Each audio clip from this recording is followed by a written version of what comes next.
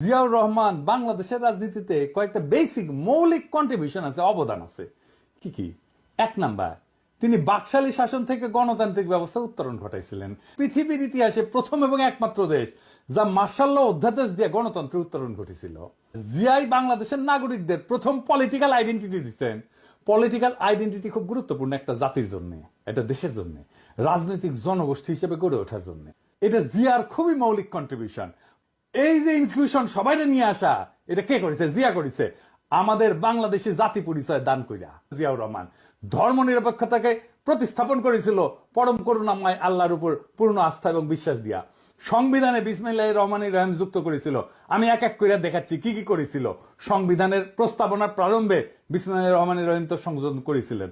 রাষ্ট্র পরিচালনার মূলনীতি হিসেবে 8-1 ক অনুচ্ছেদে লিখেছিলেন, সর্বশক্তিমান আল্লাহর উপর পূর্ণ আস্থা এবং বিশ্বাসী হইবে যাবতীয় কার্যাবলীর ভিত্তি।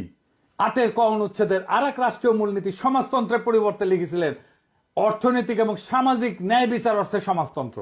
25-2 অনুচ্ছেদে রাষ্ট্র ইসলামী সংহতির ভিত্তিতে মুসলিম দেশগুলোর মধ্যে ভ্রাতৃত্ব সম্পর্ক সংহত সংরক্ষণ এবং জোরদার করিতে সচেষ্ট হইবে, এই মর্মে নতুন অনুচ্ছেদ সংযোজন করেছিলেন। ধর্মভিত্তিক রাজনৈতিক দল গঠনের উপরে সাংবিধানিক বাধা অপসারণ করেছিলেন। একদলীয় বাকশাল ব্যবস্থা বাতিল করেছিলেন। এই বৈপ্লবিক পরিবর্তনটা সংবিধানে ছিল কিভাবে? 5ম সংশোধনীর মাধ্যমে।